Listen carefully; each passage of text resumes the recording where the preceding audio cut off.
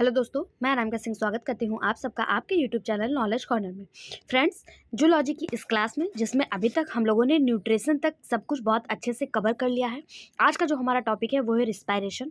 आज हम रिस्पायरेशन के इम्पॉर्टेंट क्वेश्चन 1 बाई 1 करके पढ़ेंगे, जिसमें आपको राजस्थान, उत्तर प्रदेश, बिहार, झारखंड सभी के पीजीटी लेवल तक के कोई भी एग्ज़ाम हो, चाहे वो जीआईसी हो, एलटी ग्रेड हो, पीजीटी हो, टीजीटी हो या फिर यूपी पीसीएस हो, सबके प्रीवियस ईयर क्वेश्चन यहाँ पे मिल जाएंगे और उसके एक्सप्लेनेशन आपको आने वाले एग्ज़ाम में बहुत ज़्यादा हेल्पफुल होंगे। तो आप किसी भी एग्ज़ाम की तैयारी कर रहे हैं जिसमें जूलॉजी पूछी जाती है, सबके लिए आपके लिए वीडियो बहुत ज़्यादा हेल्पफुल रहने वाला है। वीडियो में लास्ट तक बने रहिएगा और अगर आपको वीडियो पसंद आता है तो एक कमेंट करके ज़रूर बताइएगा कि आपको हमारा वीडियो कैसा लगा।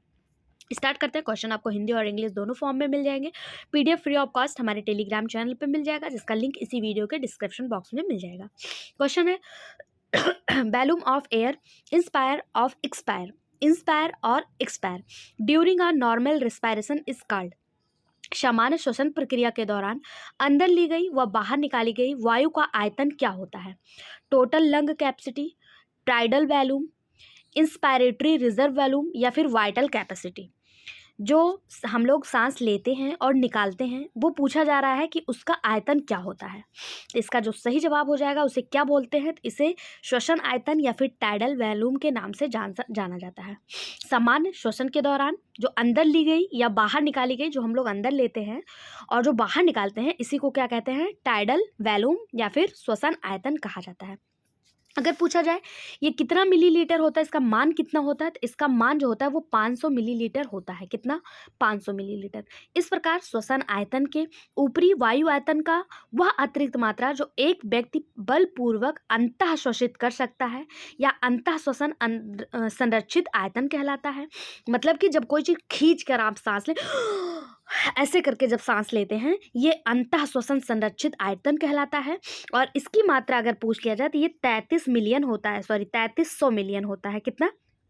3300 मिलीलीटर होता है, 3300 मिलीलीटर होता है और ये 500 मिलीलीटर हो। समान श्वसन जब हम कर रहे हैं, जैसे हम लोग बात कर रहे हैं, चल रहे हैं, फिर रहे हैं, सो रहे हैं, इस टाइम जो श्वसन करते हैं वो 500 मिलीलीटर होता है।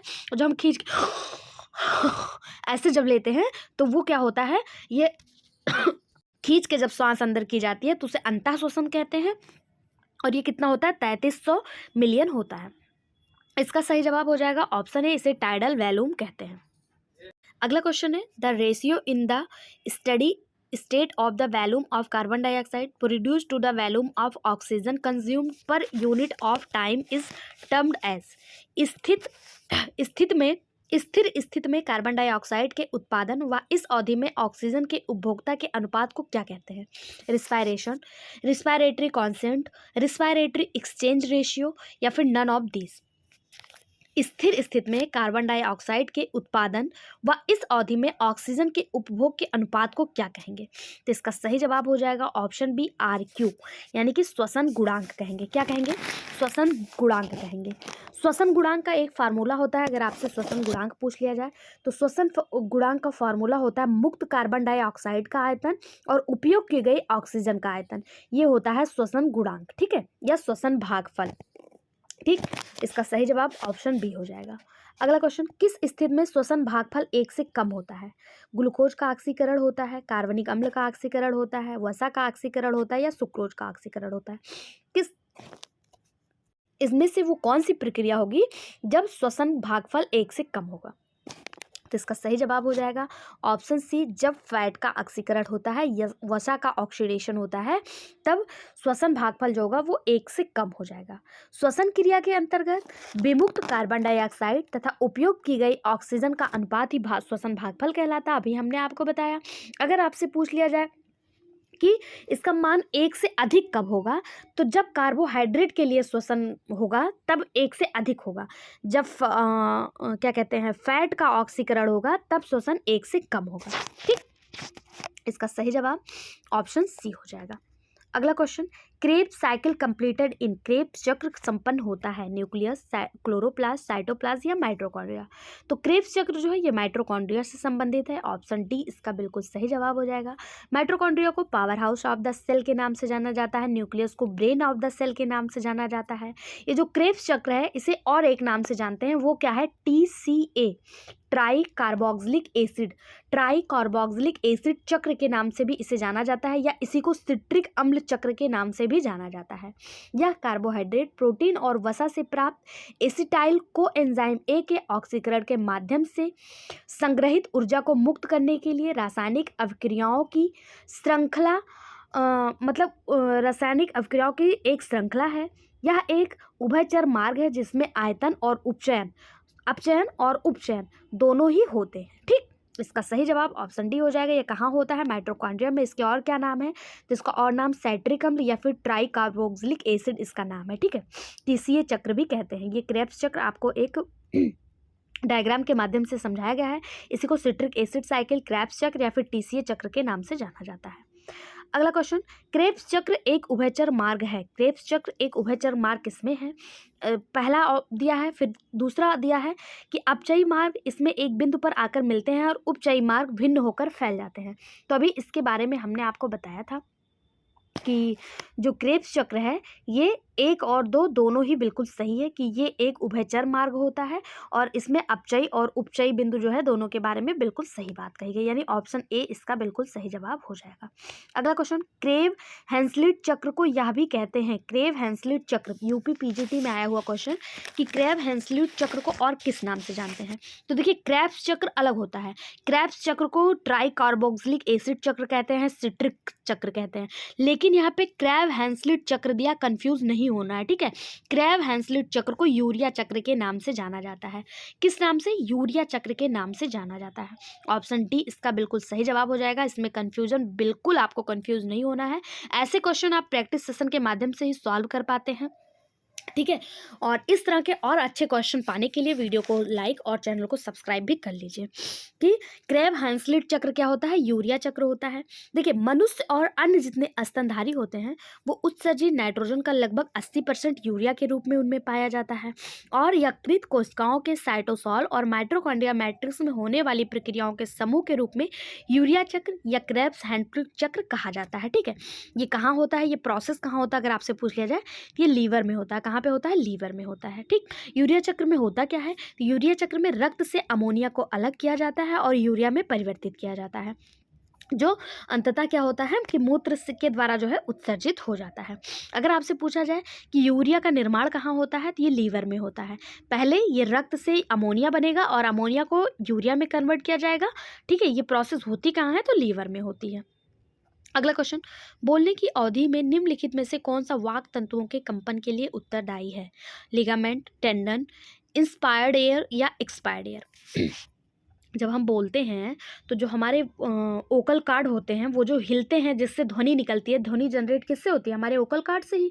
वही पूछा जा रहा है कि क्या हम करते हैं, मतलब कौन सा अंतः श्वसन करते हैं, निश्वसन करते हैं, किससे जो है वो ध्वनि उत्पन्न करती है। तो जो हम एक्सपायर्ड करते हैं, निश्वसन करते हैं, जब हम सांस छोड़ते हैं ना, जब हम सांस लेते हैं तो हमारे ऊपरी वायु मार्ग से हमारी श्वास नली और फेफड़ों में हवा की प्रवाह को अनुमति देता है। स्वर यंत्र खुलते हैं। जब बोलना चाहते हैं हम अपने मुखर सिलवटों से यानी ओकल कार्ड को बंद कर देते हैं और सांस छोड़ना शुरू कर देते हैं। जब हम सांस छोड़ते हैं ना तो उस हमारे ओकल कार्ड पे दबाव पड़ता है और उसमें एक कंपन उत्पन्न होती है और उसी कंपन से क्या होता है, ध्वनि जनरेट होता है। तो ये किससे होता है, श्वास छोड़ने के टाइम। ओके, ऑप्शन डी इसका बिल्कुल सही जवाब हो जाएगा। यूपी TGT बायोलॉजी 2021 में पूछा गया क्वेश्चन है। अगला, respiratory consent of organic acid is, कार्बनिक अम्ल का श्वसन गुणांक होता है। कार्बनिक अम्ल का श्वसन गुणांक कितना होता है, 0, 1, 1 से कम या 1 से अधिक। तो अभी हमने बताया था फैट का 1 से कम होगा और कार्बनिक अम्ल का क्या होगा, 1 से अधिक होगा। ऑप्शन डी इसका बिल्कुल सही जवाब हो जाएगा। श्वसन गुणांक मापते कैसे हैं, तो मुक्त कार्बन डाइऑक्साइड का आयतन और प्रयुक्त ऑक्सीजन का आयतन, इसको मिला के हम जो है कार्बनिक अम्ल का श्वसन गुणांक जो है वो मापते हैं। अगला, ग्लाइकोलाइसिस के संबंध में क्या सही नहीं है, ग्लाइकोलाइसिस क्या नहीं है। देखिए यहाँ ध्यान दीजिएगा, क्या सही नहीं है पूछा है। ठीक है, पहला है केवल ऑक्सीजीओ में होता है, पहला ही बिल्कुल गलत हो गया। क्यों, क्योंकि ग्लाइकोलिसिस जो है ये सभी जीवों के कोशिका द्रव्य में होता है। ठीक है, इनके तहत ग्लूकोज का आंशिक ऑक्सीकरण होता है या कोशिकीय अपचयन के लिए ऊर्जा निकालने के लिए ग्लूकोज में टूटने का पहला कदम होता है ग्लाइकोलिसिस। और यह प्रक्रिया कोशिका द्रव्य के साइटोसाल में ऑक्सीजन की उपस्थिति व अनुपस्थिति दोनों में ही होता है, यानी ऑक्सी एरोबिक एंड अनएरोबिक दोनों में ही ग्लाइकोलिसिस की प्रक्रिया होती है। ठीक, यह कोशिका श्वसन का प्रथम चरण होता है। पहला गलत है, बाकी सब सही है। अगला क्वेश्चन, खांसी आ रही है उसके लिए क्षमा प्रार्थी हैं आपसे। क्वेश्चन है, the equation lactate alanine glycerol, फिर है glucose represent which of the following, यानी कि जो समीकरण है लैक्टेट एलानिन ग्लिसरॉल और ग्लूकोज, ये क्या दर्शाता है? ग्लाइकोलिसिस, ग्लाइकोजेनोलिसिस, ग्लूकोनियोजेनेसिस, ग्लाइकोलाइसिस या ग्लाइकोजेनोलिसिस दोनों। देखिए इसमें बहुत माइन्यूट सा अंतर होता है और इस प्रक्रिया पे आपको बहुत ज़्यादा ध्यान देना है कि ये प्रक्रिया क्या कहलाएगी। जब लैक्टेज एलानिन ग्लिसरॉल में ग्लूकोज में चेंज होता है तो ये क्या कहलाता है? तो ये कहलाता है ग्लूकोनियोजेनेसिस। क्या कहलाता है? ग्लूकोनियोजेनेसिस कहलाता है। ठीक है, ऑप्शन सी इसका बिल्कुल सही जवाब हो जाएगा।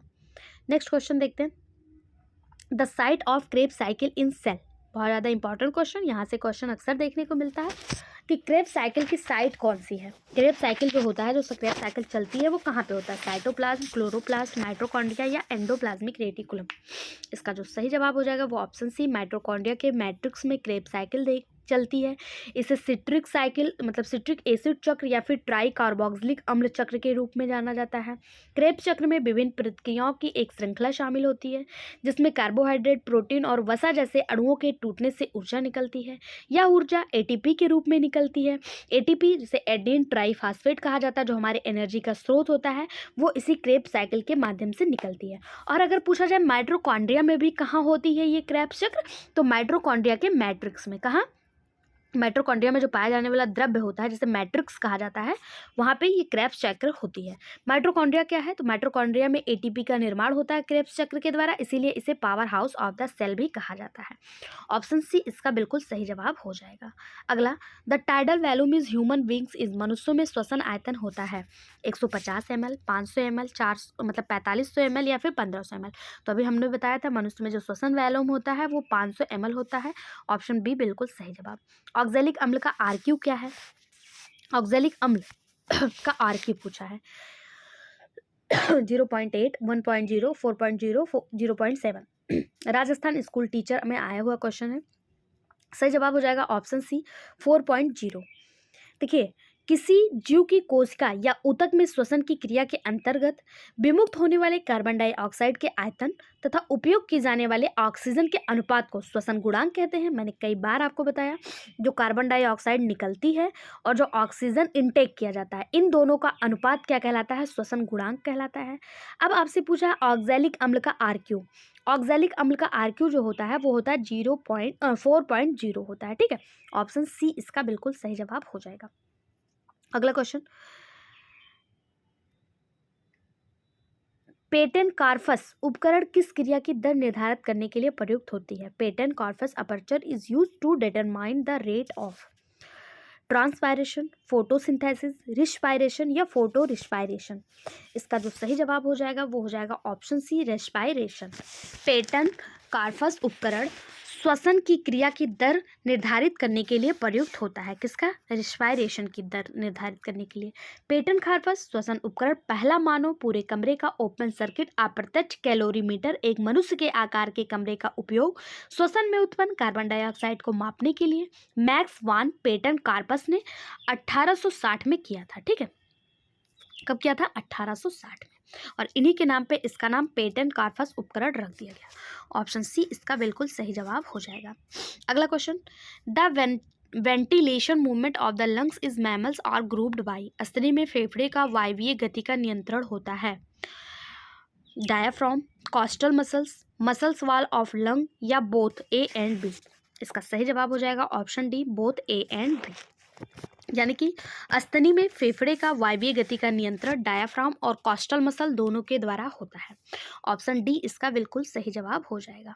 नेक्स्ट क्वेश्चन, व्यायाम के दौरान हांफना या सांस चढ़ना किसके द्वारा होता है? During exercise, panting is due to थकान के कारण, कपकपी, ऑक्सीजन की कमी या पेशीय क्षय। जब हम व्यायाम करते हैं या हम दौड़ते हैं तो क्या होता है कि हम हांफने लगते हैं या हमारा सांस फूलने लगता है, तो वो किसके कारण होता है? तो वो ऑक्सीजन की कमी के कारण होता है। किसके कारण होता है? ऑक्सीजन की कमी के कारण। क्योंकि जब हम व्यायाम करते हैं तो उस दौरान जो व्यक्ति होता है उसकी आरबीसी द्वारा, मतलब उसकी जो आरबीसी होती है, रेड ब्लड सेल्स, उसको ऑक्सीजन की पूर्ति नहीं हो पाती है और पार्विक एसिड जो है वो लैक्टिक एसिड में बदल जाता है, इसलिए व्यक्ति हाँफने लगता है। अगर पूछा जाए थकान क्यों होता है, जब हम व्यायाम करते हैं तो हम थक भी तो जाते हैं। क्यों हो जाते हैं? क्योंकि मांसपेशियों में बनने वाला जो लैक्टिक अम्ल है उससे मांसपेशियों में दर्द पैदा होता है। कपकपी क्यों होती है? तो मांसपेशियों का ऑक्सीजन की आपूर्ति कम होने के कारण संकुचन शुरू हो जाता है, इसीलिए इसमें कपकपी होने लगती है। और पेशीय क्षय कब होता है? तो ऑक्सीजन की आपूर्ति रुकने से ही पेशीय क्षय होता है, जिससे व्यक्ति की मृत्यु भी हो जाती है। कभी कभी आपने देखा होगा कि एक्सरसाइज बहुत तगड़ी जो क्या बोलते हैं उसको, जो दौड़ने वाली एक्सरसाइज की जाती है, क्या बोलते हैं उसको, उस पे जब खड़े होकर व्यक्ति कंटिन्यू अपने पैर को चलाता रहता है तो आपने देखा होगा कि बहुत बड़े बड़े अभिनेता वगैरह की डेथ हो गई है। क्यों? क्योंकि उनको ऑक्सीजन पर्याप्त मात्रा में नहीं मिल पाया और उनके मांसपेशियों का जो है क्षय हो गया, इसीलिए उनकी मृत्यु भी हो जाती है। लेकिन जो हाफना होता है वो किस कारण होता है? तो ऑक्सीजन की कमी के कारण होता है। ठीक, ऑप्शन सी इसका बिल्कुल सही जवाब हो जाएगा। अगला क्वेश्चन, शारीरिक गतिविधि या व्यायाम के दौरान ग्लूकोज का दहन या ऊर्जा का अत्यधिक व्यय निम्नलिखित में से किसके कारण होता है? किसके कारण होगा? थकान, कपकपी, ऑक्सीजन की कमी या पेशीय क्षय? उम्मीद है इसका जवाब आप खुद ही दे पाएंगे। सही जवाब हो जाएगा ऑप्शन सी। ये क्वेश्चन पीसीएस और पीजीटी दोनों में आया हुआ है, आप खुद देख लीजिए, मैं झूठ नहीं बोल रही हूँ। ये बहुत इंपॉर्टेंट क्वेश्चन है, ध्यान दीजिएगा। ऑक्सीजन की कमी के कारण ऐसा देखने को मिलता है। अगला क्वेश्चन, हीमोसाइनिन एक श्वसन वर्णक है जिसमें उपस्थित होता है iron, copper, magnesium, manganese. Haemocyanin एक रेस्पिरेटरी पिगमेंट है, इसमें क्या पाया जाता है? इसमें जो पाया जाता है वो कॉपर होता है। क्या होता है? कॉपर। ऑप्शन बी इसका बिल्कुल सही जवाब हो जाएगा। हीमोसाइनिन एक श्वसन वर्णक है जिसमें तांबा जो है वो उपस्थित होता है। तांबे का रंग नीला होता है, इसलिए हीमोसाइनिन तांबे की उपस्थिति के कारण नीले रंग का होता है। जैसे हमारा जो ब्लड होता है इसमें हीमोग्लोबिन पाया जाता है, जिसके कारण हमारे ब्लड का रंग लाल होता है, क्योंकि हीमोग्लोबिन में हीम नामक पिगमेंट पाया जाता है जो रेड कलर का होता है, और हीमोसाइनिन में जो साइनिन होता है, हीमोसाइनिन, ये ब्लू कलर का होता है। तांबा, क्योंकि इसमें तांबा पाया जाता है इसलिए ये ब्लू कलर का होता है। अब पूछा जाएगा हीमोसाइनिन पाया किस में जाता है? तो हीमोसाइनिन जो है ये मोलस्का संघ के जितने एनिमल है, मोलस्का संघ के एनिमल किंगडम, हमने आपको इसी चैनल पे बहुत अच्छे से पढ़ाया है एनिमल किंगडम के इंपॉर्टेंट क्वेश्चन, आप चाहें तो उसे भी देख सकते हैं। उसमें हमने आपको एक फाइलम बताया था मोलस्का। इस मोलस्का के जितने भी एनिमल होते हैं उसमें हीमोसाइनिन पाया जाता है, जिसके कारण उनके जो ब्लड का रंग होता है वो ब्लू होता है। ऑप्शन बी इसका बिल्कुल सही जवाब हो जाएगा। जबकि बात करें लोहा हीमोग्लोबिन में पाया जाता है, और मैग्नीशियम जो है ये क्लोरोफिल में उपस्थित होता है, जबकि मैग्नीज किसी भी श्वसन वर्णक में नहीं पाया जाता है। अगला, ग्लाइकोलिसिस के दौरान एक कोशिका में ग्लूकोज के एक अणु पार्विक अम्ल के दो अणुओं में टूट जाने पर एटीपी अणु का शुद्ध लाभ क्या होगा? मतलब जब ग्लाइकोलिसिस की प्रक्रिया होती है, इसके दौरान जब एक कोशिका में ग्लूकोज के एक अणु पार्विक अम्ल के दो अणुओं में टूट जाते हैं, तब एटीपी अणुओं का शुद्ध लाभ क्या होगा? तो क्या होगा? 2 होगा। कितना होगा? 2 होगा। ऑप्शन ए इसका बिल्कुल सही जवाब हो जाएगा। कितना होगा? 2 होगा। ग्लाइकोलिसिस, क्रेब चक्र और इलेक्ट्रॉन परिवहन, ये 3 होते हैं, और इसमें जब ग्लाइकोलिसिस में ग्लूकोज पायरुवेट के 2 अणुओं में टूट जाते हैं, जो शुद्ध लाभ होता है वो 2 एटीपी का होता है। ठीक है, ऑप्शन ए इसका बिल्कुल सही जवाब हो जाएगा। अगला क्वेश्चन है जो आपका पीसीएस और टीजीटी दोनों में आया हुआ है, एम्बेडेड मेयर हाफ मार्ग प्रदर्शित करता है। एम्बेडेड मेयर हाफ मार्ग क्या प्रदर्शित करता है? ग्लूकोज का पार्विक अम्ल में चरणबद्ध डिग्रेडेशन, गैर कार्बोहाइड्रेट से ग्लूकोज का गठन, एसिटिल डिहाइलाइड का एथिल अल्कोहल में रूपांतरण, या फिर बीटा ऑक्सीकरण। इसका जो सही जवाब हो जाएगा वो हो जाएगा ऑप्शन ए, ग्लूकोज का पार्विक अम्ल में चरणबद्ध डिग्रेडेशन एम्बेडेड मेयर हाफ मार्ग दर्शाता है। एम्बेडेड मेयर हाफ मार्ग क्या दर्शाता है? तो ग्लूकोज का पार्विक अम्ल में चरणबद्ध विघटन को दर्शाता है। एम्बेडेड मेयर हाफ मार्ग को ग्लाइकोलिसिस चयापचय मार्ग के नाम से भी जाना जाता है, जो ग्लूकोज को पायरुवेट में परिवर्तित कर देता है। ठीक है। ग्लाइकोलिसिस का अगर बात करें ग्लाइकोलिसिस का, तो सबसे सामान्य प्रकार एम्बेडेड मेयरहाफ परनास होता है, जिसे आप EMP पाथवे के नाम से भी जानते हैं। ठीक, सही जवाब इसका जो हो जाएगा वो हो जाएगा ऑप्शन ए। नेक्स्ट क्वेश्चन है, the process by which ATP molecules are formed from ADP is called. ATP के अणु जब ADP द्वारा निर्मित होते हैं तो यह प्रक्रिया क्या कहलाती है? फर्मेंटेशन, ट्रांसमिथाइलेशन, फास्फोराइलेशन या फिर हाइड्रोजिनेशन। जब ATP के अणु ADP द्वारा निर्मित होते हैं तो क्या होता है? पहले तो जानिए ATP और ADP कहीं कहीं इसका फुल फॉर्म भी पूछ लिया जाता है, ये है क्या? तो ATP एडेनिन ट्राइफॉस्फेट और ADP एडेनिन डाइफॉस्फेट होता है। ठीक है, किसी प्रक्रिया द्वारा, जिस प्रक्रिया द्वारा ADP से ATP बनता है उसी को क्या कहते हैं? वही पूछ जा रहा है, उसको क्या कहते हैं? उसको फास्फोराइलेशन कहते हैं। क्या कहते हैं बताइए कमेंट बॉक्स में, क्या कहते हैं?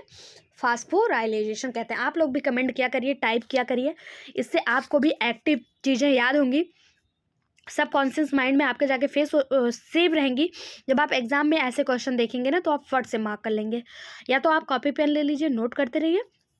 अगर नहीं आप उठना चाह रहे हैं, लेटे लेटे ही पढ़ना चाह रहे हैं, या कहीं ऐसी जगह बैठे हैं जहाँ कॉपी पेन अवेलेबल नहीं है, तो आप कमेंट बॉक्स में ही टाइप किया करिए। ये मत सोचा करिए ये रिकॉर्डेड वीडियो है, मैं आपके हर एक कमेंट को बाद में रीड करती हूँ। ठीक है, तो आप लोग कमेंट बॉक्स में ही टाइप करते रहा करिए, जो हम पूछते रहते हैं उसको टाइप करते रहा करिए। तो इस प्रक्रिया को क्या कहते हैं? फास्फोराइलेशन कहते हैं, क्योंकि एक PO4 यानी फास्फेट ADP में जुड़कर ATP का निर्माण करता है। ठीक है, यानी कि ADP है, इसमें जब एक फास्फेट जुड़ जाता है तब क्या बन जाता है?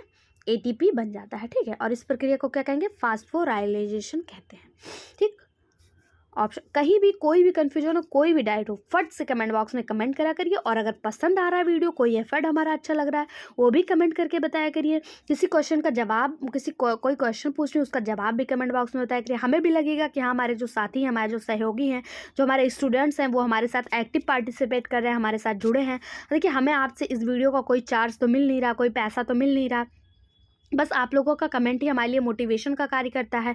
और हम आगे भी, जैसे मुझे खांसी आ रही है लेकिन फिर भी मैं आप लोगों के लिए वीडियो ला रही हूँ, ये मेरा कोई एहसान नहीं है, ये मत सोचिएगा कि मैं एहसान दिखा रही हूँ। बस मैं ये कहना चाह रही हूँ कि आपका एग्ज़ाम बहुत पास है। 9 और 10 तारीख को आपका PGT का एग्ज़ाम है, 9 और 10 मई को, और 3 और 4 जून को आपका TCT का एग्ज़ाम है। तो टाइम ज़्यादा बचा नहीं है कि वीडियो आपके लिए ना बनाया जाए, या खांसी है, तबीयत ख़राब है तो कुछ दिन रुक के बनाया जाए। लेकिन देखिए, मैं भी इंसान हूँ, मुझे भी मोटिवेशन की ज़रूरत मिलती है। या तो इंसान को, मतलब देखिए, जैसे कहा जाता है ना, भय बिन होए न प्रीत, या फिर ऐसा है कि आप लोग को फ्री की चीज़ें पसंद नहीं आ रही हैं, आप उसका मतलब कीमत नहीं समझ पा रहे हैं, कुछ तो ऐसा है।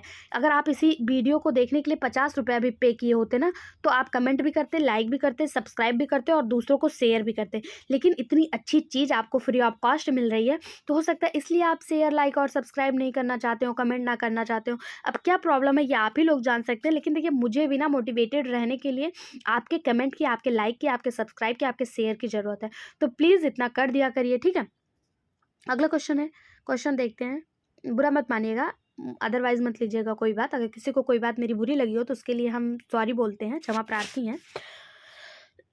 अगला क्वेश्चन है, द फ्यूरेज एंजाइम रूपांतरित करता है, the fumarase enzyme converted succinic acid to fumaric acid, fumaric acid into malic acid, fumaric acid into maleic acid, fumaric acid into citric acid. इसका जो सही जवाब हो जाएगा वो हो जाएगा ऑप्शन बी। फ्यूमेरेज एंजाइम जो है ये फ्यूमेरिक एसिड को मैलिक एसिड में परिवर्तित करता है। और ये जो अभिक्रिया होती है, ये परिवर्तन जो होता है, ये कहाँ पे होता है? तो ये क्रेब्स चक्र में होता है। कहाँ पे होता है? क्रेब्स चक्र में होता है। ऑप्शन बी इसका बिल्कुल सही जवाब हो जाएगा। ध्यान दीजिएगा, फ्यूमेरेज एंजाइम फ्यूमेरिक एसिड को मैलिक एसिड में कन्वर्ट करती है। देखिए यहाँ मैलेइक दिया है, तो मैलेइक नहीं, मैलिक एसिड में। ठीक है, इस चीज़ पर आप ध्यान दीजिएगा, हल्का सा चेंज करके एग्जामिनर आपको कन्फ्यूज करने का कोशिश करता है। अगला क्वेश्चन, निम्नलिखित में से कौन सी प्रक्रिया ऑक्सीजन का उपयोग प्रत्यक्ष रूप से करती है? ग्लाइकोलाइसिस, फर्मेंटेशन, क्रेब्स चक्र या फिर इलेक्ट्रॉन ट्रांसपोर्ट चैन। जिसमें ऑक्सीजन का प्रत्यक्ष यूज किया जाता है? सही जवाब हो जाएगा option D, electron transport chain. Electron transport chain जिसे ईटीएस सिस्टम कहा जाता है, जिसे श्वसन श्रृंखला के रूप में भी जाना जाता है। ये वायवीय कोशिकाओं में अंतिम मार्ग है जिसके द्वारा इलेक्ट्रॉन को ऑक्सीजन में स्थानांतरित किया जाता है। ईटीएस में ऑक्सीकरण रिडक्शन एंजाइम, सह एंजाइम और इलेक्ट्रॉन वाहक साइटोक्रोम की एक श्रृंखला शामिल होती है। ईटीएस अभिक्रिया माइटोकॉन्ड्रिया की आंतरिक झिल्ली में होती है।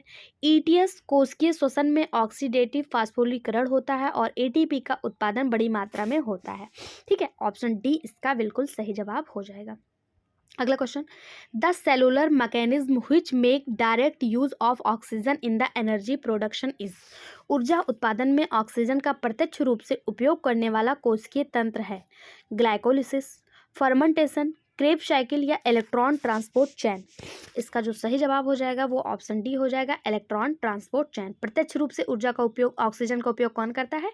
ईटीएस करता है, इलेक्ट्रॉन ट्रांसपोर्ट चैन करता है। ठीक है, ध्यान दीजिएगा। अगला क्वेश्चन, ग्लाइकोलिसिस का अंतिम उत्पाद है citric acid, pyruvic acid, fumaric acid या लैक्टिक एसिड। सही जवाब हो जाएगा option B, pyruvic acid. Glycolysis का अंतिम उत्पाद जो होता है वो पायरुविक एसिड होता है। ऑप्शन बी इसका सही जवाब हो जाएगा। ग्लाइकोलिसिस क्या है? तो ग्लूकोज के एक अणु का ऑक्सीकरण होता है जिसके अंतिम उत्पाद के रूप में पार्विक अम्ल के 2 अणु बनते हैं। कितने? 2 अणु। ग्लाइकोलिसिस का अर्थ है ग्लूकोज का टूटना और पार्विक अम्ल का बनना। अगर आपसे इसका अर्थ पूछ लिया जाए तो ग्लूकोज का टूटना और पार्विक अम्ल का बनना। ऑप्शन बी इसका बिल्कुल सही जवाब हो जाएगा। अगला क्वेश्चन, उपापचयी जल किस प्रक्रिया का एक उत्पाद है? Metabolic water is a by product of process of. By product पूछा है, ठीक है। मेटाबॉलिक वाटर किसका बाई प्रोडक्ट है? डाइजेशन, एक्सक्रीशन, मसल एक्टिविटी या टिश्यू रिस्पायरेशन। ये क्वेश्चन आप खुद देखिए कितनी बार कितनी एग्जाम में आया है। PCS pre 97, 98, TGT biology 2003, PGT biology, TGT biology 2010। ये क्वेश्चन आप स्टार मार्क कर लीजिए। हो सकता है ये पीजीटी या टीजीटी में से किसी एग्जाम में आपको देखने को मिल जाए। उपापचयी जल किस प्रक्रिया का एक उपोत्पाद है, यानी बाई प्रोडक्ट है? ये टिश्यू रिस्पायरेशन का है। किसका? टिश्यू रिस्पायरेशन का। ठीक है, ऑप्शन डी इसका बिल्कुल सही जवाब हो जाएगा। ऑक्सीजन की उपस्थिति में ग्लूकोज हाइड्रोलाइज होकर ऊर्जा और कार्बन डाइऑक्साइड और जल के 2 प्रोडक्ट बनाते हैं। ठीक है, और ये इसी का बाई प्रोडक्ट है। अब देखिए आपको एक दिखा देते हैं। देखिए यहाँ पे देखिए, ग्लूकोज और ऑक्सीजन मिलके क्या बनाए? 6 कार्बन डाइऑक्साइड बनाए और 6 जल बनाए और इसका बाई जो ऊर्जा है वो निकला। ठीक है, जल क्या हो गया? ये बाई प्रोडक्ट हो गया, ये मेन प्रोडक्ट हो गया, ये एनर्जी रिलीज हो रही। तो यही पूछा जा रहा है जल किसका बाई प्रोडक्ट है? तो टिश्यू रिस्पायरेशन का। ऑप्शन डी इसका बिल्कुल सही जवाब हो जाएगा। अगला, ब्रीदिंग इज कंट्रोल्ड बाई। श्वसन को नियंत्रित किया जाता है लंग्स द्वारा, ट्रैकिया द्वारा, मेडुला ऑब्लंगेटा द्वारा या रिब्स के द्वारा। श्वसन को किसके द्वारा नियंत्रित किया जाता है? तो हम सभी को पता है श्वसन की क्रिया मेडुला ऑब्लंगेटा द्वारा नियंत्रित किया जाता है। ऑप्शन सी इसका बिल्कुल सही जवाब है। यह जो मेडुला ऑब्लंगेटा होता है ये हमारे पश्च मस्तिष्क का भाग होता है और पोन्स द्वारा मध्य मस्तिष्क से जुड़ा होता है। रीढ़ की हड्डी के साथ भी यह बना रहता है और जितने हमारे अनैच्छिक क्रियाएं होती हैं उनको कंट्रोल करता है मेडुला ऑब्लंगेटा। ऑप्शन सी इसका बिल्कुल सही जवाब हो जाएगा। अगला, during which of the following reaction ATP is consumed. निम्नलिखित में से किस प्रक्रिया के दौरान एटीपी का उपभोग किया जाता है? ग्लूकोज से ग्लूकोज 6 फास्फेट, सिट्रिक एसिड से आइसोसाइट्रिक अम्ल या फिर पायरुविक एसिड से एसिटिलिक कोएंजाइम ए या फिर आइसोसाइट्रिक अम्ल से सिस एकोनिटिक एसिड। इसका सही जवाब हो जाएगा ऑप्शन ए, ग्लूकोज से ग्लूकोज 6 फास्फोट प्रक्रिया के दौरान एटीपी का उपयोग किया जाता है। ऑप्शन ए इसका बिल्कुल सही जवाब हो जाएगा। नेक्स्ट क्वेश्चन, एटीपी है, एटीपी क्या है? Adenine triphosphate. ये है क्या? एक एंजाइम जो ऑक्सीकरण से आता है, एक हार्मोन्स, उच्च ऊर्जा फास्फेट बंध के साथ एक अणु या फिर एक प्रोटीन। ये क्या है? तो इसका सही जवाब हो जाएगा option C, a molecules with high energy phosphate bond. एक मॉलिक्यूल है जो फास्फेट बंध के साथ जुड़ा होता है, एटीपी। ठीक, ऑप्शन सी इसका बिल्कुल सही जवाब। इसका फुल फॉर्म अगर पूछ ले तो एडेनोसिन ट्राइफॉस्फेट। अगला, साइटोक्रोम ऑक्सीडेजेस पाए जाते हैं। Cytochrome oxidases are found on cristae of mitochondria. पहला ही बिल्कुल सही जवाब है। साइटोक्रोम ऑक्सीडेज और साइटोक्रोम रिडक्टेज माइटोकॉन्ड्रिया की क्रिस्टी में पाए जाते हैं या क्रिस्टी आंतरिक माइटोकॉन्ड्रियल झिल्ली के सतह में होता है। ठीक है, ऑप्शन ए इसका बिल्कुल सही जवाब हो जाएगा। अगला, in mammals arytenoid cartilage are found associated with, स्तनधारियों में एरिटिनॉइड्स कार्टिलेज पाए जाते हैं जो किससे संबंधित होते हैं? सही जवाब हो जाएगा ये संबंधित होते हैं लैरिंक्स से। किससे? लैरिंक्स से, यानी वॉइस बॉक्स ग्रसनी से संबंधित होते हैं। ठीक है, लैरिंक्स क्या होता है? जिसे वॉइस बॉक्स कहा जाता है। ये ग्रसनी और श्वास नली के बीच में स्थित होता है। जो हम बोल रहे हैं, जो हमारे वॉइस निकल रही है, उसके लिए ये जिम्मेदार होता है और इसी से ये संबंधित होते हैं। ऑप्शन बी इसका बिल्कुल सही जवाब हो जाएगा। अगला question, in animal cell energy rich substance is produce in, चंद कोशिकाओं में ऊर्जा युक्त पदार्थ उत्पन्न होता है। न्यूक्लियस, राइबोसोम, माइटोकॉन्ड्रिया या सेल मेम्ब्रेन। तो कहाँ से होता है? हम सभी को पता है माइटोकॉन्ड्रिया। माइटोकॉन्ड्रिया में कहाँ? माइटोकॉन्ड्रिया के मैट्रिक्स के द्वारा क्रेब्स चक्र चलता है, ग्लाइकोलिसिस होता है, इलेक्ट्रॉन ट्रांसपोर्ट सिस्टम होता है। ये तीनों ही कहाँ होता है? माइटोकॉन्ड्रिया में होता है और एटीपी का निर्माण होता है और ऊर्जा मुक्त होती है। ऑप्शन सी इसका बिल्कुल सही जवाब। माइटोकॉन्ड्रिया यहाँ पे आप देख सकते हैं, ये डबल मेम्ब्रेन होता है। ये आउटर मेम्ब्रेन है, नीचे वाला मेम्ब्रेन इसका फोल्ड हो जाता है। ये इनर मेम्ब्रेन है और ये फोल्ड फिंगर लाइक प्रोजेक्शन बनाता है और इसी के बीच में जो द्रव्य पाया जाता है इसे मैट्रिक्स कहा जाता है और जो इसके ऊपर पाया जाता है इसे क्रिस्टी कहा जाता है। ठीक है, इसी में F1, F0, F0 पार्टिकल भी पाया जाता है। अगला क्वेश्चन, वायु की समान मात्रा जो प्रत्येक सांस की अनैच्छिक रूप से ली और छोड़ी जाती है क्या कहलाती है? अब देखिए, जो अनैच्छिक रूप से ली गई, यानी जो हम सांस ले रहे हैं, छोड़ रहे हैं, हम बात कर रहे हैं, कहीं सो रहे हैं, जग रहे हैं, जिसमें हमारी इच्छा भी नहीं है लेकिन हम फिर भी ले रहे हैं, छोड़ रहे हैं, वो क्या कहलाती है? तो हमने देखा था वही क्या कहलाती है? टाइडल वॉल्यूम कहलाती है। और ये कितनी होती है? तो ये 500 ml होती है, एक स्वस्थ मनुष्य की होती है। अब देखिए, यहाँ से कुछ क्वेश्चन आपसे पूछे जाते हैं, जैसे देखिए टाइडल वॉल्यूम होता क्या है? तो टाइडल वॉल्यूम जो हम सांस लेते हैं और जो हम छोड़ते हैं, ये टाइडल वॉल्यूम होता है। ठीक है, इसके अलावा अगर आपसे पूछ लिया जाए टीएलसी क्या है, तो टीएलसी टोटल लंग कैपेसिटी होता है। वीसी क्या है? वो बीसी कितना है, यानी वाइटल कैपेसिटी कितनी है?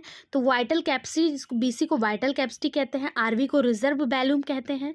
ठीक है, और 4600 + 1200 ये फेफड़े की कुल महत्वपूर्ण क्षमता होती है। अगर पूछ लिया जाए कि हम कितना श्वसन लेते हैं, मतलब श्वसन कितना करते हैं, कितना लेते हैं, तो 5800 या फिर 6 लीटर लगभग जो है हम लोग श्वसन करते हैं। ठीक है, अगला क्वेश्चन, साइनाइडेरियन एपिथेलियल पाया जाता है, कहाँ पाया जाता है? ट्रेकिया में, नेजल पासेज, ओमेन कैप्सूल या हेनले लूप, कहाँ पाया जाता है? तो इसका सही जवाब हो जाएगा ऑप्शन बी, नेजल पैसेज में। सनाइडेरियन एपिथेलियल नासा मार्ग में पाई जाती है। सनाइडेरियन बाह्य त्वचा पर बाह्य त्वचा परत नासा गुहा तथा परानाशा साइनस में पाई जाने वाली एक परत है। इसका निर्माण पचाबी स्तंभी उपकला से होता है। इसमें चूसक कोशिकाएं पाई जाती हैं जो म्यूकस का स्रावण करती हैं। ठीक, ऑप्शन बी इसका बिल्कुल सही जवाब हो जाएगा। अगला question, the total lung capacity is represented by the, संपूर्ण फुफ्फुस धारिता को किसके द्वारा प्रदर्शित किया जाता है? यानी टोटल लंग कैपेसिटी किसके द्वारा प्रदर्शित किया जाता है? टीएलसी, टोटल लंग कैपेसिटी, ये होती कितनी है? टोटल लंग कैपेसिटी आप बताइए, टोटल लंग कैपेसिटी कितनी होती है? तो टोटल लंग कैपेसिटी होती है 5800 या फिर होता है 6 लीटर। कितना? 6 लीटर। और ये किसके द्वारा प्रदर्शित किया जाता है? तो total lung capacity equal to हमने आपको बताया था VC + RC, यानी vital capacity plus residual volume. ठीक है, ऑप्शन बी इसका बिल्कुल सही जवाब हो जाए। पाथवे जो है इसमें एटीपी अणु बनते हैं, पूछा जा रहा है इसके अलावा एक और, मतलब 2 और अणु बनते हैं, वो किस चीज़ का है? इसका सही जवाब हो जाएगा, वो हो जाएगा NADH2। क्या? NADH2। NADH2 यौगिक के 2 अणु ट्रायोज फास्फेट डिहाइड्रोजिनेज की उपस्थिति में 5वें चरण में बनते हैं और ग्लाइकोलिसिस के अंत में एटीपी के 2 अणुओं का शुद्ध लाभ जो है वो प्राप्त होता है। ठीक है, ऑप्शन ए इसका बिल्कुल सही जवाब हो जाएगा। ग्लाइकोलिसिस को 3 जर्मन वैज्ञानिकों के नाम पे रखा गया है। क्या नाम है उनका? ई से हो गया एम्बेडेन, एम से हो गया मेयरहाफ और पी से हो गया पारनास। इन्हीं के नाम पे इसे EMP पाथवे कहा जाता है, इसी को ग्लाइकोलिसिस भी कहा जाता है। इसमें 2 ATP का शुद्ध लाभ प्राप्त होता है और 2 NADH2 भी बनता है। ओके, ऑप्शन ए इसका बिल्कुल सही जवाब। अगला question, which of the following pair is correctly match. देखिए इनमें से पूछा कौन सा सही मिलान है। एक चीज़ ऐसे टाइप के क्वेश्चन को आप यहाँ जरूर देख लिया करिए कि यहाँ सही लिखा है कि सही नहीं लिखा है, ठीक है, क्योंकि ऐसे क्वेश्चन में आता हुआ भी कभी कभी गलत हो जाता है, एक सही है नहीं है के कन्फ्यूजन में, ठीक है। पूछा गया है कौन सा सही है। ग्लूकेगॉन हाइपोग्लाइसीमिया, क्या ग्लूकेगॉन हाइपोग्लाइसीमिया से संबंधित है? तो नहीं। ग्लाइकोलिसिस पायरुविक एसिड से संबंधित है, बिल्कुल सही बात है। ग्लाइकोलिसिस प्रक्रिया में जो है एटीपी के अणुओं के अतिरिक्त एक यौगिक मतलब एक यौगिक है जिसके दो अणु और भी बनते हैं जिसे NADH2 कहते हैं, और इसमें पायरुविक एसिड भी बनता है, ठीक है। ऑप्शन बी इसका बिल्कुल सही जवाब हो जाएगा। अगला क्वेश्चन, माइटोकॉन्ड्रिया में निम्नलिखित में से क्या होता है? Glycolysis, glycogenolysis, try carboxylic acid या ऊतकों का हिस्टोलिसिस। माइटोकॉन्ड्रिया में क्या होता है? तो इसका सही जवाब हो जाएगा option C, tri carboxylic acid cycle. Mitochondria में TAC चक्र होता है, इसी को क्रेब्स चक्र के नाम से भी जाना जाता है, ठीक है। ऑप्शन ए इसका बिल्कुल सही जवाब, सॉरी TCA होता है, ट्राई कार्बोक्सिलिक एसिड साइकिल, ठीक है। TCA चक्र या इसी को जो है क्रेब्स चक्र के नाम से भी जाना जाता है। माइटोकॉन्ड्रिया में ये पाया जाता है, यह प्रक्रिया ऑक्सीजन की उपस्थिति में होता है। अगला क्वेश्चन, हाँ, कोशिकीय श्वसन जो होता है इसको दो भागों में बांटा जाता है, एक ग्लाइकोलिसिस, एक ये क्रेब्स चक्र। तो ग्लाइकोलिसिस जो होता है ये कोशिका द्रव्य में ऑक्सीजन की अनुपस्थिति में होता है, और क्रेब्स चक्र जो है ये माइटोकॉन्ड्रिया के मैट्रिक्स में ऑक्सीजन की उपस्थिति में होता है। इस बात को भी आप बिल्कुल ध्यान दीजिएगा। अगला question, most of the energy for muscular construction store is the muscles tissue is in the form of. मांसपेशियों के संकुचन के लिए अधिकांश ऊर्जा पेशीय ऊतक में किस रूप में संचित होती है? ATP, phosphoenol pyruvate, cyclic AMP, phosphoenol pyruvate. Phosphoenol pyruvate दो बार दे दिया है, लेकिन कोई बात नहीं, ये आपका सही जवाब है भी नहीं। इसका सही जवाब ऑप्शन ही हो जाएगा ATP। मांसपेशियों के संकुचन के लिए अधिकांश ऊर्जा जो है वो पेशीय ऊतक में ATP के रूप में संचित होती है। मांसपेशी के संकुचन के लिए कैल्शियम आयन और पोटेशियम आयन ये दोनों भी आवश्यक होते हैं। ऑप्शन ए इसका बिल्कुल सही जवाब हो जाएगा। अगला क्वेश्चन, निम्नलिखित में से कौन सी स्थिति ऑक्सीजन हीमोग्लोबिन पृथक्करण वक्र को बोर प्रभाव के दाईं ओर स्थानांतरित करेगी? देखिए आपको यहाँ पे चार्ट दिखाया गया है, एक चार्ट। यहाँ पे पूछा जा रहा है कौन सी ऐसी स्थिति है जो बोर प्रभाव के दाईं ओर स्थानांतरित करेगी ऑक्सीजन हीमोग्लोबिन पृथक्करण वक्र में? सही जवाब हो जाएगा ऑप्शन बी, pH। जो लो pH होगा उसमें ऐसा होगा। जब तापमान बढ़ता है तो ऑक्सीकरण पृथक्करण वक्र सिग्मॉइड हो जाता है, ठीक है, और जब लो होगा तो ये हो जाएगा। ऑप्शन बी इसका बिल्कुल सही जवाब हो जाएगा। अगला, उच्च कार्बन डाइऑक्साइड तनाव पर हीमोग्लोबिन वियोजन वक्र होगा। जब कार्बन डाइऑक्साइड उच्च होगा तब क्या होगा? जब उच्च होगा तब क्या होगा? केवल दाईं ओर स्थानांतरित होगा। जब लो होगा तो क्या होगा? दाईं ओर स्थानांतरित होगा। एक मिनट रुक जाइए। उच्च कार्बन डाइऑक्साइड तनाव प्रवस्था में ऑक्सी हीमोग्लोबिन विच्छेदन वक्र दाहिनी ओर खिसकता है, जबकि निम्न कार्बन डाइऑक्साइड में जब होगा तो वो बाईं ओर खिसकेगा, ठीक है। निम्न कार्बन डाइऑक्साइड होगा तो बाईं ओर, उच्च कार्बन डाइऑक्साइड होगा तो दाईं ओर। ओके, ऑप्शन सी इसका बिल्कुल सही जवाब। अगला क्वेश्चन, ऑक्सीजन के कितने अणु मायोग्लोबिन के 4 अणुओं से बंध सकते हैं? तो ऑक्सीजन के जो होते हैं 4 अणु, ऑक्सीजन के 4 अणु मायोग्लोबिन के 4 अणुओं से बन सकते हैं। ऑप्शन ए इसका बिल्कुल सही जवाब हो जाएगा, ठीक है। मायोग्लोबिन के 4 अणु ऑक्सीजन के 4 अणुओं से बंधे होते हैं, जबकि अगर मायोग्लोबिन की जगह हीमोग्लोबिन दे दे तो हीमोग्लोबिन के 4 अणु ऑक्सीजन के 16 अणुओं से बड़े होते हैं। कितने? 16, ठीक है। अगला क्वेश्चन, ग्लाइकोलिसिस का अंतिम उत्पाद क्या है? In the end product of glycolysis is citric acid, fructose, pyruvic acid या अमीनो एसिड। ये क्वेश्चन TGT और GIC दोनों में आया हुआ क्वेश्चन है। सही जवाब हो जाएगा पायरुविक एसिड। ग्लाइकोलिसिस का अंतिम उत्पाद क्या है? पायरुविक एसिड है। कोशिकीय श्वसन की पहली अवस्था जिसमें ग्लूकोज से पायरुविक अम्ल का निर्माण होता है वो ग्लाइकोलिसिस कहलाती है। ऑक्सी व अनाक्सी श्वसन दोनों ही ग्लूकोज में पायरुविक अम्ल का निर्माण करते हैं। ऑक्सी श्वसन के लिए ऑक्सीजन की आवश्यकता नहीं होती और अनाक्सी श्वसन के लिए ऑक्सीजन की आवश्यकता होती है। बात करें ग्लाइकोलिसिस की तो ये कोशिका द्रव्य यानी साइटोप्लाज्म में होता है, और जो ऑक्सीशोषण होता है जो क्रेब्स साइकिल के माध्यम से होता है वो माइटोकॉन्ड्रिया के मैट्रिक्स में होता है। ऑप्शन सी इसका बिल्कुल सही जवाब हो जाएगा। ग्लाइकोलिसिस में एटीपी के 4 अणु बनते हैं और एटीपी के अणु फास्फोराइलेशन में खर्च हो जाते हैं 2, और बचते कितने हैं, 2 बनते हैं, यानी कि 2 शुद्ध लाभ प्राप्त होता है। अगला question, final acceptor of electron is aerobic respiration in. वायवीय श्वसन में इलेक्ट्रॉन का अंतिम ग्राही क्या है? अब देखिए यहाँ पे अंतिम उत्पाद नहीं पूछा है, अंतिम ग्राही पूछा है। अंतिम ग्राही क्या होगा, तो वो हो जाएगा, क्या वो जल है, मॉलिक्यूलर ऑक्सीजन है, साइटोक्रोम A3 है, या फिर FMN है? सही जवाब ऑप्शन बी मॉलिक्यूलर ऑक्सीजन है, आणविक ऑक्सीजन है। ऑप्शन बी इसका बिल्कुल सही जवाब हो जाएगा। अगला, main method of fatty acid oxidation in a cell is. एक कोशिका में वसीय अम्ल के ऑक्सीकरण की मुख्य विधि क्या है? केल्विन चक्र, PPP, बीटा ऑक्सीडेशन, या फिर EMP? सही जवाब ऑप्शन सी बीटा ऑक्सीडेशन। एक कोशिका में वसीय अम्ल के ऑक्सीकरण की मुख्य विधि बीटा ऑक्सीकरण है।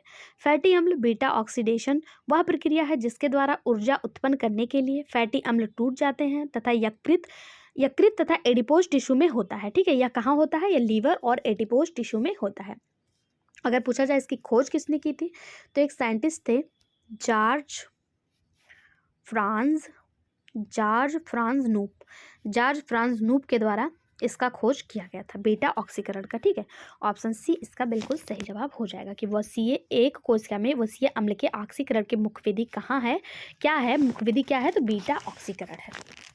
ठीक, ऑप्शन सी इसका बिल्कुल सही जवाब हो जाएगा। अगला क्वेश्चन, क्रेब्स चक्र में एक एसिटिल को एंजाइम से कुल कितने एटीपी बन सकते हैं? यानी जो क्रेब्स चक्र जो माइटोकॉन्ड्रिया में होता है इसमें एक एसिटिल को एंजाइम से कितने एटीपी बनते हैं? तो 12 एटीपी बनते हैं। कितने? 12 एटीपी। कोशिका में ग्लूकोज के एक अणु से कितने ऑक्सीकरण से कितने एटीपी प्राप्त होते हैं? तो 36। ग्लूकोज के एक अणु से 36 एटीपी, और एक एसिटिल को एंजाइम से 12 एटीपी, और ग्लूकोज के एक अणु से अपूर्ण ऑक्सीकरण से कितना होता है? तो 28 किलो कैलोरी ऊर्जा मिलता है अपूर्ण ऑक्सीकरण से। ठीक है, ग्लाइकोलिसिस प्रक्रिया में कितने एटीपी बनते हैं? तो ग्लाइकोलिसिस प्रक्रिया में टोटल 8 एटीपी बनते हैं। ग्लाइकोलिसिस की जब पूर्ण अभिक्रिया होती है तो इसमें 4-2 हो जाता है, क्योंकि 4 जो है ये यूज हो जाता है, और शुद्ध लाभ जो होता है वो 2 एटीपी का प्राप्त होता है। इतना मैंने आपको बता दिया। अगला क्वेश्चन, कहीं भी कोई भी कंफ्यूजन हो बेहिचक आप कमेंट बॉक्स में जरूर पूछ लीजिएगा।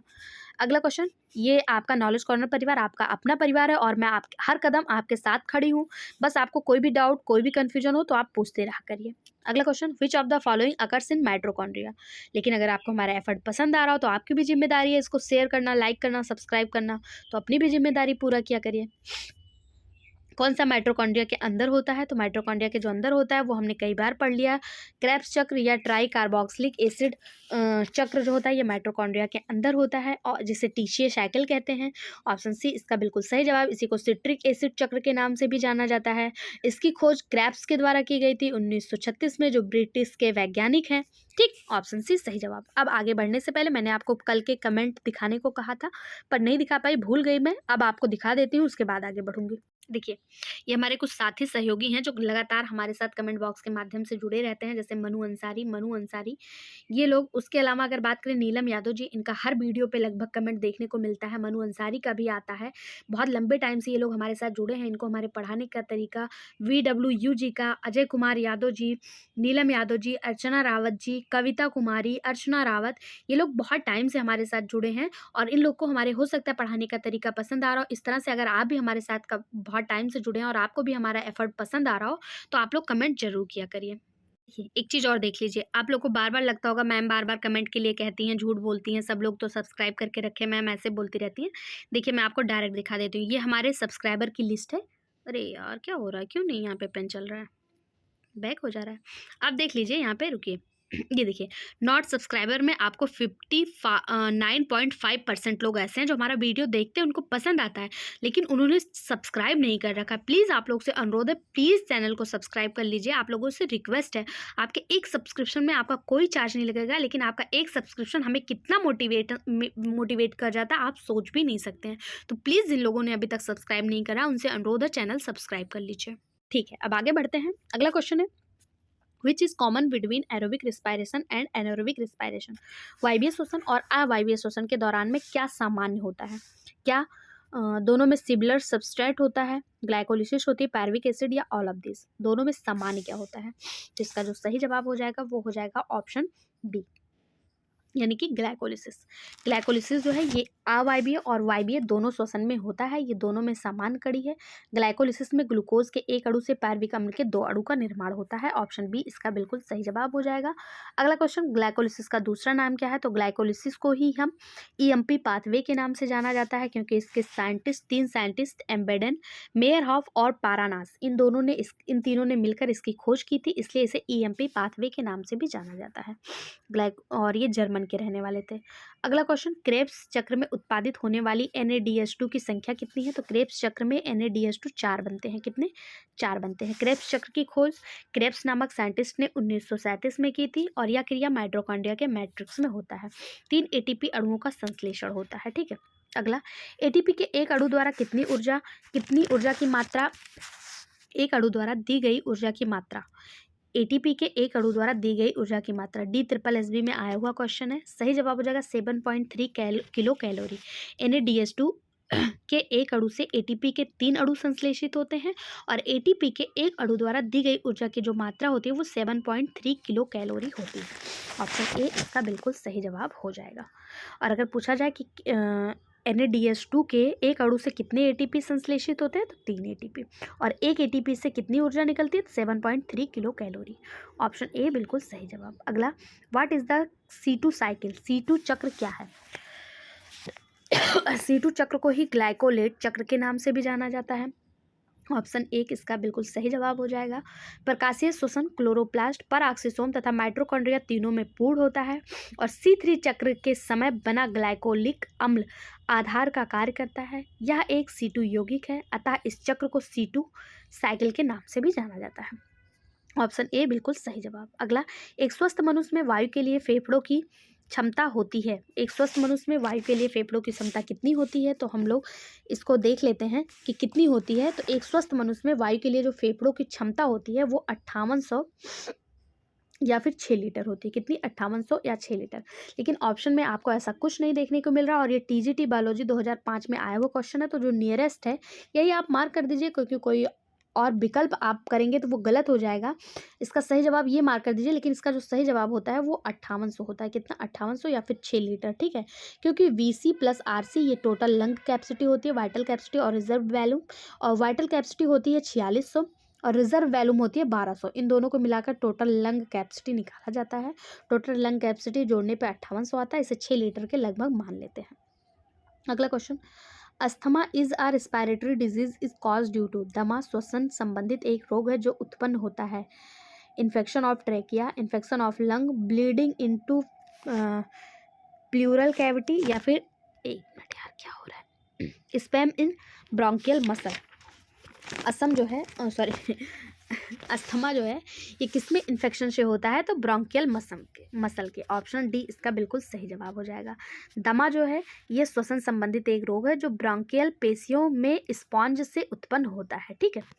अगला क्वेश्चन, क्रेब्स चक्र में ऑक्सैलो एसिटिक अम्ल के संयोजन के पूर्व पायरुविक अम्ल बनता है। लैक्टिक एसिड, एसिटो एसिटिक अम्ल, सिस एकोनिटिक अम्ल, या फिर एसिटिल कोएंजाइम ए। यार क्या, इसका जो सही जवाब हो जाएगा वो हो जाएगा ऑप्शन डी, एसिटिल कोएंजाइम ए। ऑप्शन डी इसका बिल्कुल सही जवाब हो जाएगा। क्रेब्स चक्र में ऑक्सैलो एसिड अम्ल के संयोजन से पूर्व पायरुविक अम्ल एसिटिक कोएंजाइम ए बनता है। अगला, O2 content in the air we expired is, हमारी उच्छ्वास यानी कि जब हम श्वास छोड़ते हैं तो ऑक्सीजन की कितनी मात्रा होती है? कितनी होती है? 16%, 18%, 20% या 25%। तो ये जो सही जवाब हो जाएगा वो हो जाएगा ऑप्शन बी, ऑप्शन ए, क्या हो रहा है यार आज 16%, और कार्बन डाइऑक्साइड पूछ ले तो 4%। ठीक है। अगला क्वेश्चन, सांस लेना इंस्पायर, सांस छोड़ना एक्सपायर होता है। मनुष्य में निष्कासित वायु में ऑक्सीजन कितना होता है? तो निष्कासित वायु में 16% होता है। कितना होता है? 16%। अगला क्वेश्चन, श्वसन की कड़ी अभिक्रिया में होता है link reaction in respiration involve, क्या होता है? पार्विक अम्ल का बनना, एसिटिक कोएंजाइम ए का बनना, सैक्सेनिक अम्ल का बनना या आइसोसिट्रिक अम्ल का बनना। क्या होता है? तो इसका सही जवाब हो जाएगा option B, acetyl coenzyme A का बनना। श्वसन की कड़ी यानी लिंग अभिक्रिया में एसिटिल कोएंजाइम ए का बनना होता है। ऑप्शन बी इसका बिल्कुल सही जवाब हो जाएगा। मैलिक अम्ल के लिए श्वसन गुणांक क्या है? तो मैलिक अम्ल के लिए जो श्वसन गुणांक होता है ये हो जाता है, क्या हो जाएगा? ऑप्शन बी, 1 से ज़्यादा। अगर कार्बोहाइड्रेट के लिए पूछ लिया जाए, कार्बोहाइड्रेट के लिए 1, और वसा और प्रोटीन के लिए 1 से कम, वसा और प्रोटीन के लिए 1 से कम, और कार्बोहाइड्रेट के लिए 1 से अधिक। ठीक है, मैलिक अम्ल के लिए 1 से ज़्यादा, मैलिक अम्ल के लिए 1 से ज़्यादा। अगला question, the function of KOH contain in the YouTube is demonstration of aerobic respiration is. ऑक्सीकरण की क्रिया के प्रदर्शन में यू नली में रखे KOH का क्या कार्य है? ऑप्शन आपके सामने है, फटाफट से जवाब बताइए। इसका सही जवाब हो जाएगा option A, to absorb carbon dioxide from the incoming air. आने वाली वायु से कार्बन डाइऑक्साइड को अवशोषित करना। ठीक है, यू नली में रखे गए KOH का क्या कार्य है? तो आने वाली वायु से कार्बन डाइऑक्साइड को अवशोषित करना। मैं बहुत एनर्जेटिक सेशन लेती हूँ, लेकिन थोड़ा सा खांसी आ रही, बोलने में प्रॉब्लम हो रही है, इसलिए थोड़ा सा मैं आपको ऐसे वीडियो दे रही हूँ। अगर आप नए हैं तो घबरा के भागिएगा नहीं, पुराने वीडियो चेक करिए या आने वाले वीडियो का वेट करिए, आपको फिर से एनर्जेटिक सेशन मिलने लगेगा। अभी थोड़ा सा गले में दर्द है खांसी की वजह से, इसलिए थोड़ा सा हो सकता है आपको लग रहा हो, उसके लिए हम क्षमा प्रार्थी हैं, लेकिन आप भागिएगा नहीं घबरा के, बस चैनल को सब्सक्राइब करके रखिए, आगे वीडियो आपको फिर से वैसे ही मिलने लगेगा। अगला क्वेश्चन है, the irregularity of respiration is. श्वसन की अनियमितता क्या कहलाती है? देखिए, श्वसन जो होता है ना, अगर इसमें अनियमितता हो जाए तो ये क्या कहलाएगी? ये डिस्निया कहलाएगी। क्या कहलाएगी? डिस्निया कहलाएगी। ठीक है, और जब सांस लेते हैं उस समय जब दर्द होता है, और उसको भी डिस्निया कहा जाता है। एक होता है हाइपरनिया। हाइपरनिया क्या होता है? तो समान स्थिति से अधिक दर, यानी कि जब हम श्वसन ऐसे नॉर्मल ले रहे हैं तो थोड़ा तेज लेने, ऐसे लेने लगे, तो उसे हम हाइपरनिया कहते हैं। यूपनिया क्या है? तो यूपनिया जब समान ब्रीदिंग जैसे नॉर्मल टाइम पे लेते हैं वो यूपनिया है। और एपनिया क्या है? तो इसमें जो है श्वसन होता नहीं, ब्रीदिंग होती नहीं है। ठीक है, यूपनिया में ब्रीदिंग नहीं होती है। ठीक, इसका सही जवाब ऑप्शन ए हो जाएगा। PGT बायोलॉजी 2009 में आया हुआ क्वेश्चन है। अगला, इलेक्ट्रॉन ट्रांसपोर्ट चैन के द्वारा एक क्रेब्स चक्र में पानी के अणु मुक्त होते हैं। इलेक्ट्रॉन ट्रांसपोर्ट चैन के द्वारा एक क्रेब्स चक्र में पानी के कितने अणु मुक्त होते हैं? इसी को सिट्रिक एसिड चक्र भी कहा जाता है, और इसमें पानी के जो अणु मुक्त होते हैं वो 1 होते हैं। कितने? 1 अणु मुक्त होते हैं। ऑप्शन सी बिल्कुल सही जवाब है। अगला क्वेश्चन, ग्लाइकोलिसिस एवं क्रेब्स चक्र को जोड़ने वाली कड़ी निम्नलिखित में से कौन सी है? ग्लाइकोलिसिस और क्रेब्स चक्र को जोड़ने वाली कड़ी है, उसे एसिटिल कोएंजाइम ए कहा जाता है। क्रेब्स चक्र में प्रवेश करने से पहले पार्विक अम्ल से कार्बन डाइऑक्साइड के 1 अणु तथा 2 हाइड्रोजन परमाणुओं का विमोचन होता है, और बचा हुआ अणु कोएंजाइम ए से संयुक्त होकर एसिटिल कोएंजाइम ए बनाता है, जो ग्लाइकोलिसिस और क्रेब्स चक्र को आपस में जोड़ देता है। ऑप्शन सी इसका बिल्कुल सही जवाब। PGT बायोलॉजी 2004 में पूछा गया क्वेश्चन। अगला, निम्नलिखित में से कौन सा अणु ग्लाइकोलिसिस एवं क्रेब्स चक्र को जोड़ता है? तो अभी हम लोगों ने देखा एसिटिल कोएंजाइम ए जो है ये दोनों को जोड़ता है। अगला क्वेश्चन, कोशिका में क्रेब्स चक्र का स्थल है, मतलब क्रेब्स चक्र कहाँ होता है? तो माइटोकॉन्ड्रिया के मैट्रिक्स में। ऑप्शन सी बिल्कुल सही जवाब। अगर माइटोकॉन्ड्रिया देख के उसमें पूछ लिया जाए माइटोकॉन्ड्रिया में भी कहाँ, तो उसके मैट्रिक्स में। अगला क्वेश्चन, क्रेब्स चक्र में 6 कार्बन यौगिक का निर्माण एसिटाइल को एंजाइम ए के निम्नलिखित में निम्न से संयोजन से होता है। किसके संयोजन से होता है? तो हम लोगों ने देखा था एसिटिल को एंजाइम ए। नहीं, रुक जाइए। क्रेब्स चक्र में 6 कार्बन यौगिक का निर्माण एसिटाइल को एंजाइम ए के निम्न से संयोजन से होता है, मतलब एसिटाइल को एंजाइम ए किससे मिलेगा तब 6 कार्बनिक यौगिक बनेगा? तो ये बनेगा ऑक्सैलो एसिड से। किससे? ऑक्सैलो एसिड से एसिटिल को एंजाइम ए मिल जाएगा, तब 6 कार्बन यौगिक का निर्माण हो जाएगा। ठीक है, ऑप्शन बी इसका बिल्कुल सही जवाब हो जाएगा। अगला क्वेश्चन, ग्लूकोज के 1 अणु से ATS चक्र में कितने अणु बनते हैं? TCA चक्र में, TCA चक्र में कितने अणु बनते हैं? सही जवाब हो जाएगा ऑप्शन डी 6 अणु। ये क्वेश्चन GIC में आया हुआ क्वेश्चन है। ठीक है, क्रेब्स चक्र में पार्विक अम्ल के 1 अणु से पूर्ण ऑक्सीकरण से 3 कार्बन डाइऑक्साइड के पूर्ण ऑक्सीकरण से कार्बन डाइऑक्साइड के 3 अणु, जल के 5 अणु तथा ATP के 15 अणुओं का निर्माण होता है। अगला क्वेश्चन, वोकल कॉर्ड्स अकर इन। वोकल कॉर्ड्स होते हैं फेरिंक्स, ग्लॉटिस, ब्रांकियल ट्यूब या फिर लैरिंग्स। वोकल कार्ड्स कहाँ प्रेजेंट होते हैं? तो इसका सही जवाब हो जाएगा ऑप्शन डी, लैरिंग्स में। वोकल कार्ड लैरिंग्स में पाए जाते हैं। वोकल कार्ड या इसी को स्वर रज्जु कहते हैं। ये रज्जु थायराइड उपस्थिति को क्रिकॉइड उपास्थि से जोड़ता है।